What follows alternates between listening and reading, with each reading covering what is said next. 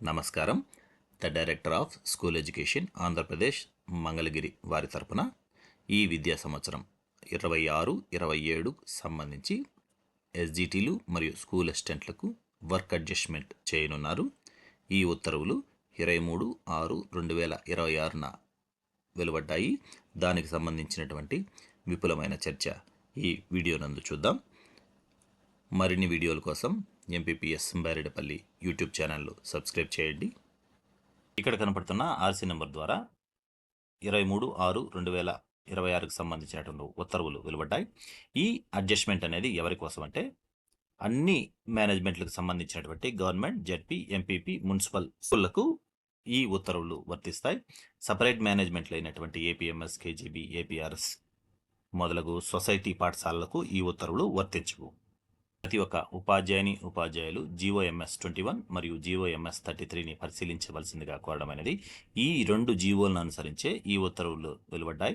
ఈ జీవోలకు సంబంధించినటువంటి నామ్స్ ప్రకారమే మనం ఇప్పుడు చేస్తున్నటువంటి వర్క్ అడ్జస్ట్మెంట్ ఆధారపడి ఉంటుంది.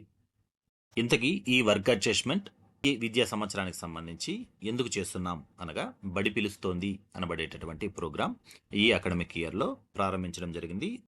దాని యొక్క ప్రభావం చేత ప్రతి మండలంలోనూ ప్రతి జిల్లాలోనూ according to the census 10% increase ఉన్న కారణంగా ఉపాధ్యాయుల యొక్క సమతుల్యతను పాటించాలని దానికి సంబంధించినటువంటి సర్దుబాటు చేస్తున్నామని ఉత్తర్వుల్లో పేర్కొనడం జరిగింది. వర్క్ అడ్జస్ట్మెంట్ ఎందుకు చేస్తున్నాం, ట్రాన్స్ఫర్లు మరియు ప్రమోషన్లు ఎందుకు ఇవ్వలేదు అన్న ఎక్స్ప్లెనేషన్ ఈ పారాగ్రాఫ్లో ఇచ్చి ఉన్నారు. ప్రెసిడెన్షియల్ ఆర్డర్ 2025 అమల్లో ఉన్న కారణంగా రెగ్యులర్ ట్రాన్స్ఫర్లు కానివ్వండి, ప్రమోషన్లు కానివ్వండి, వాటిపైన బ్యాన్ విధించడం చేత వర్క్ అడ్జస్ట్మెంట్ను మాత్రమే చేస్తున్నట్లు ప్రభుత్వం వారు పారాగ్రాఫ్లో క్లియర్ అండ్ కట్గా ఇవ్వడం జరిగింది. ప్రమోషన్లు మరియు ట్రాన్స్ఫర్లు లేని కారణంగా పీపుల్ టీచర్ రేషియో యొక్క మార్పును గమనించినటువంటి ప్రభుత్వం వారు ఆర్టీఈ 2009 ప్రకారం సమతుల్యతను కాపాడేందుకు ఈ రేషనలైజేషన్ అనగా వర్క్ అడ్జస్ట్మెంట్ చేస్తున్నామని దానికి సంబంధించినటువంటి నామ్స్ను క్లియర్ అండ్ కట్గా విత్ టేబుల్తో సహాయంతో ఇవ్వడం జరిగింది. ఆ టేబుల్ని ఇప్పుడు చూద్దాం. యూడైస్ డేటా 20/6/2026లో నమోదైనటువంటి గణాంకాల ప్రకారమే ఈ రేషనలైజేషన్ అనగా వర్క్ అడ్జస్ట్మెంట్ జరుగుతోంది. ఈ వర్క్ అడ్జస్ట్మెంట్కి సంబంధించినటువంటి ప్రైమరీ స్కూళ్ళలో ఏ విధంగా మరియు ఉపాధ్యాయుల యొక్క పీటీఆర్ను మెయింటైన్ చేయాలో ఈ టేబుల్ తెలుపుతుంది. ప్రైమరీ పాఠశాలకు సంబంధించినటువంటి వర్క్ అడ్జస్ట్మెంట్ టేబుల్ ఈ విధంగా ఉంది. ఇక్కడ మీరు బాగా గమనించాల్సిన విషయం 2025-26 విద్యా సంవత్సరానికి సంబంధించి 9/4/2025 నందు రేషనలైజేషన్ వర్క్ అడ్జస్ట్మెంట్ చేసి ఉన్నారు. అదేవిధంగా 2026-27 విద్యా సంవత్సరానికి 20/6/2026కు సంబంధించినటువంటి యూడైస్ డేటాను ప్రొక్యూర్ చేసి ఉన్నారు. అప్పుడు ఉన్నటువంటి మార్పులు ఏ విధంగా ఎఫెక్ట్ అవుతాయో ఇప్పుడు తెలుసుకుందాం.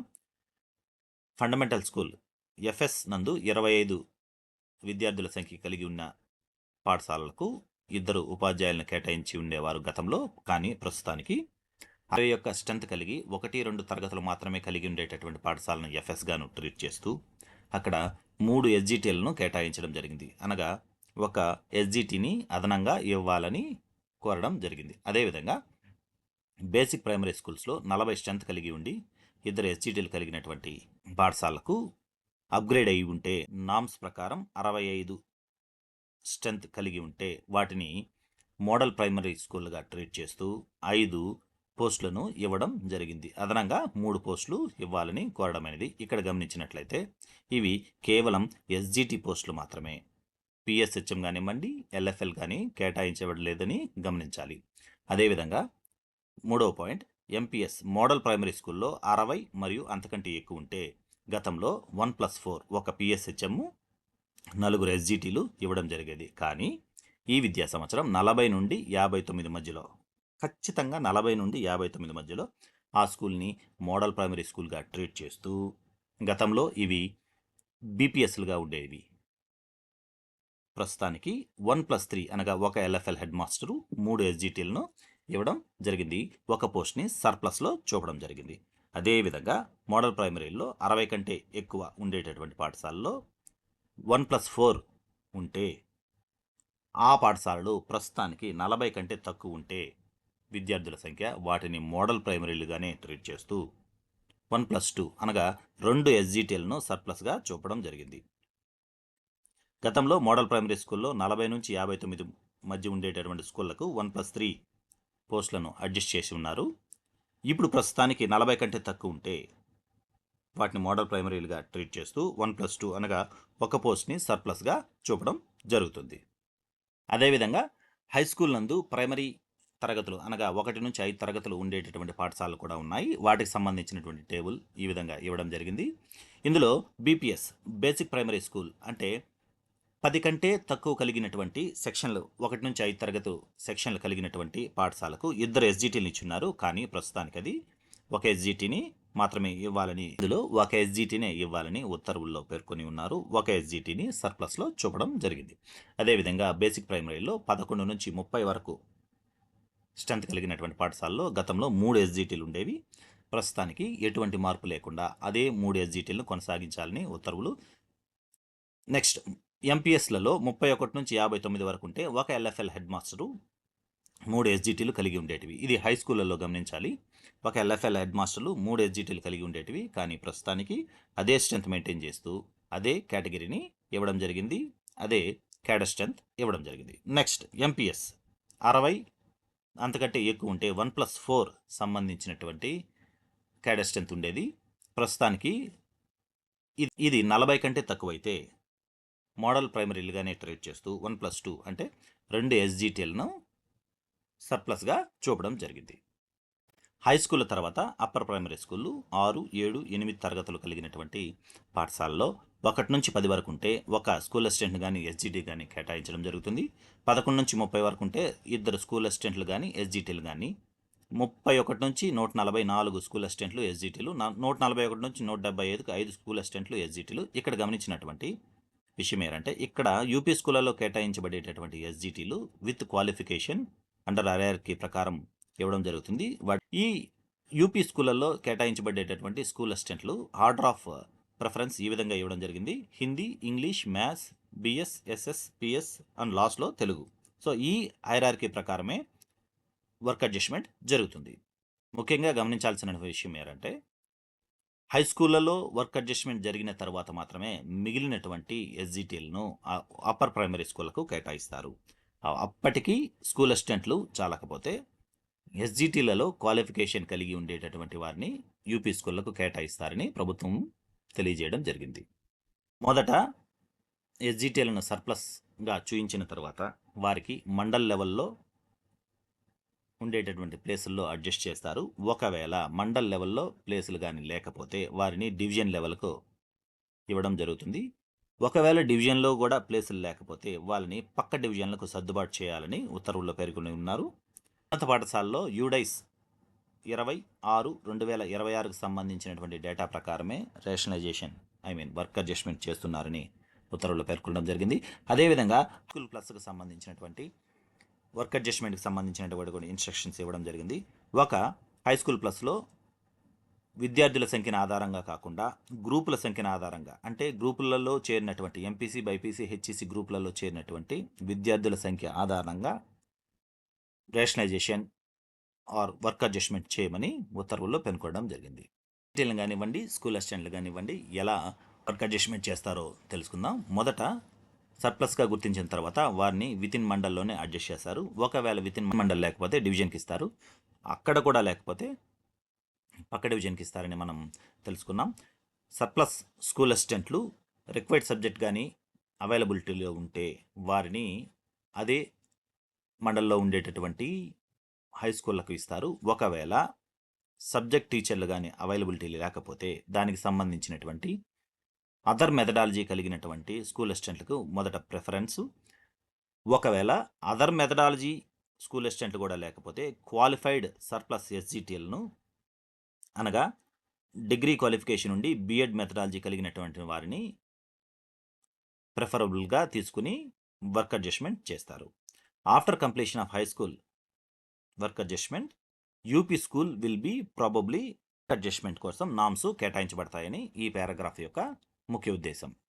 క్షుణ్ణంగా స్కూల్ అసిస్టెంట్లు ఎస్జిటీలు హై స్కూళ్ళలో మొదట వర్క్ అడ్జస్ట్మెంట్ అయిన తర్వాత యూపీ స్కూళ్ళలో వర్క్ అడ్జస్ట్మెంట్ అయిన తర్వాత లాస్ట్లో ప్రైమరీ స్కూళ్ళకు సంబంధించినటువంటి వర్క్ అడ్జస్ట్మెంట్ నామ్స్ వెలువడి ఉన్నాయి. ఇంత ప్రాసెస్ జరిగి కూడా కొందరి ఉపాధ్యాయులు మిగులుగా కనబడతారు. వాళ్ళని వాళ్ళ యొక్క ఒరిజినల్ ప్లేసుల్లోనే పెట్టి నెక్స్ట్ ప్రాసెస్కి, అనగా నెక్స్ట్ మంత్ జరిగేటటువంటి వర్క్ అడ్జస్ట్మెంట్కి రెడీగా ఉండమని ఉత్తర్వుల్లో పేర్కొనడం జరిగింది. అనగా ఈ విద్యా సంవత్సరంలో ఏ నెలలోనైనా ఖచ్చితంగా వర్క్ అడ్జస్ట్మెంట్ కోసం మీరు రెడీగా ఉండాలని దాని అర్థం. హై స్కూళ్ళలో ఈ విధంగా వర్క్ అడ్జస్ట్మెంట్ జరుగుతుంది. Same subject with in mandal వారిని ప్రిఫరబుల్గా కేటాయిస్తారు. ఒకవేళ వారు కానీ లేకపోతే ఇంటర్ సబ్జెక్ట్ అంటే పక్క సబ్జెక్ట్ కలిగిన వాటికి స్కూల్ అసిస్టెంట్లకు ఆ ప్లేసులను కేటాయిస్తారు. వారు కూడా అయిష్టతను ప్రకటిస్తే, వారు కూడా లేకపోతే క్వాలిఫైడ్ ఎస్జిటిని విత్ ఇన్ మండల్లో ఇవ్వడం జరుగుతుంది. అదేవిధంగా అప్పర్ ప్రైమరీ స్కూళ్ళకు కానివ్వండి, ఎస్జిటీలకు కానివ్వండి, ఇదే ప్యాటర్న్లో మండల్ లెవెల్లో జరుగుతుంది. డివిజన్ లెవెల్లో డివైఈఓ గారి ద్వారా జరిగేటటువంటి వర్క్ అడ్జస్ట్మెంట్ కూడా సేమ్ లెవెల్లో జరుగుతుంది. సేమ్ సబ్జెక్ట్ కలిగినటువంటి స్కూల్ అసిస్టెంట్లు డివిజన్ లెవెల్లో వర్క్ అడ్జస్ట్మెంట్ చేస్తారు. సబ్జెక్ట్ లేక పక్క సబ్జెక్ట్ మెథడాలజీ కలిగి ఉండి వారు వెల్లింగ్లో ఉంటే వారిని కూడా డివిజన్ లెవెల్లో అడ్జస్ట్ చేస్తారు. ఈ ఇద్దరు ప్రిఫరబుల్ కాకపోతే ఎస్జిటి అంటే క్వాలిఫికేషన్ కలిగినటువంటి ఎస్జిటిని డివిజన్ లెవెల్లో అడ్జస్ట్ చేయడం జరుగుతుంది. ఎస్జిటిల విషయానికి వస్తే మండల్ లెవెల్లో ఉండేటటువంటి ఎస్జిటిఎల్ని మండల్ లెవెల్లోనే సర్దుబాటు చేస్తారు. ఇన్ కేస్ మండల్ లెవెల్లో మిగులు కలిగినటువంటి ఉపాధ్యాయులను డివిజన్ లెవెల్కి ఇస్తారు. ఆ డివిజన్ లెవెల్లో కూడా అకార్డింగ్ టు ద మేనేజ్మెంట్ మాత్రమే ఇస్తారు. ఇక్కడ సబ్జెక్టులు కాదు, ఎస్జిటిలకు మేనేజ్మెంట్కి సంబంధించినటువంటి ప్రిఫరబుల్ కేటగిరీ తీసుకుని వారిని అడ్జస్ట్ చేసేదానికి ప్రయత్నం చేస్తారు. ఇంతకీ సర్ప్లస్ టీచర్ అంటే ఎవరు, అతనికి బట్టి సంబంధించినటువంటి నామ్స్ ఎలా ఉన్నాయో తెలుసుకుందాం. జూనియర్ మోస్ట్ టీచర్ని సర్ప్లస్ టీచర్గా మనం ట్రీట్ చేస్తాం. ఒకవేళ సర్ప్లస్ టీచరు కంటే బదులు సీనియర్ టీచరు విల్లింగ్లో ఉంటే, అంటే ఆ వర్క్ అడ్జస్ట్మెంట్కి విల్లింగ్లో ఉంటే అతనికి ఖచ్చితమైనటువంటి ప్రిఫరబుల్ స్టాండర్డ్ ఇవ్వడం జరుగుతుంది. అతన్నే సర్ప్లస్ టీచర్గా ప్రకటించడం జరుగుతుంది. ఒకవేళ ఒకే డిఎస్సిలో ఉపాధ్యాయులు సెలెక్ట్ అయ్యి ఉండి వాళ్ళలో ఎవరు సర్ప్లస్ టీచర్గా గుర్తించలేకపోతే మెరిట్ ఆధారంగా, గతంలో ఇది date of birth some other parameters ఇచ్చేవారు, కానీ ప్రస్తుతానికైతే మెరిట్ ఆధారంగా మాత్రమే, అంటే రోస్టర్ పాయింట్లో ఎవరైతే ముందుంటారో వారిని సీనియర్గా ప్రకటించడం, రోస్టర్ పాయింట్లో తక్కువ ఉండే వాళ్ళని జూనియర్గా ప్రకటించి జూనియర్ మోస్ట్ని సర్ప్లస్గా గుర్తిస్తారు. మొదట ఈ సర్ప్లస్ టీచర్లను పూర్తిగా అవైలబిలిటీ లేనటువంటి పాఠశాలకు సర్దుతారు. తరువాత ఆర్డర్ ఆఫ్ ప్రయారిటీ ప్రకారం మిగులు ఉన్నటువంటి పాఠశాలలో వర్క్ అడ్జస్ట్మెంట్ చేసేదానికి ప్రయత్నం చేస్తారు. సబ్జెక్ట్ టీచర్లు ఖచ్చితంగా అన్ని పాఠశాలలకు కేటాయించే విధంగా హైరార్కీ మ్యాప్ను రెడీ చేయమని ఉత్తర్వుల్లో పేర్కొని ఉన్నారు. అప్లాండ్ ఏజెన్సీ ఏరియా నుండి ప్లెయిన్ ఏరియాలకు సర్ప్లస్ టీచర్లని డిప్యూట్ చేయకూడదని తెలపడం జరిగింది. అదేవిధంగా ఏప్రిల్ 31, 2027 డేట్ను ప్రామాణికంగా తీసుకుని 70% and above OH and visually handicapped are executed from the work adjustment process, వీరిని వర్క్ అడ్జస్ట్మెంట్ ప్రాసెస్ కింద వారి యొక్క ప్లేసులను గుర్తించరాదని, ఆ టీచర్లను గుర్తించరాదని ఉత్తర్వులో పేర్కొనడం జరిగింది. టీచర్స్ రిటైరింగ్ ఆన్ జూలై 2026ని కూడా ఎగ్జామ్ట్ చేయమని ఈ ఉత్తర్వులో పేర్కొనడం జరిగింది. ఇచ్చినటువంటి నామ్స్ ప్రకారం cancer, open heart surgery, correction of ASD మొదలగు ఇక్కడ ఉండేటటువంటి ఈ కేటగిరీలో ఉండే వారిని కూడా వర్క్ అడ్జస్ట్మెంట్ కింద తీసుకోరాదని, వారిని మండల్ లెవెల్లో కానివ్వండి, డివిజన్ లెవెల్లో కానివ్వండి తక్కువ ప్రయారిటీ అనగా మండల్ లెవెల్లోనే అడ్జస్ట్ చేయమని, డివిజన్ లెవెల్ని వారికి ఎలిజిబిలిటీ లేదని పేర్కొనడం జరిగింది. అదేవిధంగా మైనర్ మీడియాకు సంబంధించినటువంటి ఉపాధ్యాయులను కదపరాదని, వారిని అదే పాఠశాలలో కొనసాగించాలని నామ్స్ ప్రకారం తెలియజేయడమైనది. 31/7/2026 వరకు లీవ్లో ఉన్నటువంటి ఉపాధ్యాయుల యొక్క పోస్ట్ని వేకెట్గా చూపరాదని, 31/7/2026 తరువాత అనగా 1/8/2026 నుండి లీవ్ కొనసాగించేటటువంటి ఆ ప్లేస్ని వేకెట్గా చూపమని ఉత్తర్వుల్లో పేర్కొనడం జరిగింది. ఈ వర్క్ అడ్జస్ట్మెంట్ ప్రాసెస్ మొత్తం 30/6/2026 అనగా ఈ మంత్ ఎండింగ్కి కంప్లీట్ చేసి 1/7/2026కి కొత్త ఉపాధ్యాయులు పాఠశాలలో వర్క్ అడ్జస్ట్మెంట్ కింద వర్క్ చేయాలని ఎవరికీ మినహాయింపు లేదని పేర్కొనడం జరిగింది. IT cell director of school education వారు బ్యాక్గ్రౌండ్లో చేసేటటువంటి వర్క్ ఇది మొత్తం ఆన్లైన్ ప్రాసెస్లో జరుగుతుంది. ఇది లీప్ యాప్ ద్వారానే ప్రారంభమై లీప్ యాప్ ద్వారానే ఆర్డర్స్ రిలీజ్ అవుతాయి. కనుక ఐటీ సెల్ వారు చేసేటటువంటి వర్క్ గురించి ఇప్పుడు చర్చిద్దాం. 26/2026కు సంబంధించినటువంటి యూడేస్ డేటాని వీరు ప్రామాణికంగా తీసుకుని సర్ప్లస్ టీచర్లని గుర్తిస్తారు. ఈ సర్ప్లస్ టీచర్లు ఆటో పాపులేటెడ్ ద్వారా ఎంఈఓ లాగిన్స్కి వస్తాయి. ఎంఈఓ గారు వీటినన్నింటినీ వెరిఫై చేసి మరి సిఎస్సి వారికి సబ్మిట్ చేయవలసి ఉంటుంది. ఈ సిఎస్సి వారికి వెళ్ళేటటువంటి సమయాన డిఈఓ గారు పూర్తిగా అందరి డిడిఓల దగ్గర నుంచి ఈ డేటాను సేకరించి స్క్రూటినీ చేసి సిఎస్సి సైట్కి ఇవ్వడం జరుగుతుంది. సిఎస్సి సైట్ నుంచి ఈ డేటా ఆటో పాపులేటెడ్ ద్వారా అంటే నామ్స్ ప్రకారం ఆన్లైన్ ద్వారానే ఇది జరుగుతుంది. నామ్స్ నందు ఈ మార్పులు లేనటువంటి పాఠశాలలు అయితే వాటిని వదిలిపెట్టమని, ఒకవేళ మార్పు చేయాల్సినటువంటి పాఠశాలలో సర్ప్లస్ టీచర్లను గుర్తించమని ఉత్తర్వులు పేర్కొని ఉన్నారు. And surplus staff preparation of seniority list management wise, cadre wise and subject wise in the Mandal education వారి యొక్క ఆధ్వర్యంలో ఈ ప్రిపరేషన్ జరుగుతుంది. ఈ ప్రిపరేషన్ అనేది పంపడం జరుగుతుంది. ఒకవేళ ఏదైనా మార్పులు ఉంటే ఆ టీఏఎస్ కరెక్షన్లో చేసేటటువంటి సౌకర్యం కూడా ఇస్తామని ఐటీ సెల్ వారు పేర్కొనడం జరిగింది. ఇప్పుడు ఆన్లైన్ ప్రాసెస్లో వర్క్ అడ్జస్ట్మెంట్ అనేది ఎలా జరుగుతుంది? ఇది మండల్ని యూనిట్గా తీసుకుని వర్క్ అడ్జస్ట్మెంట్ చేస్తారు.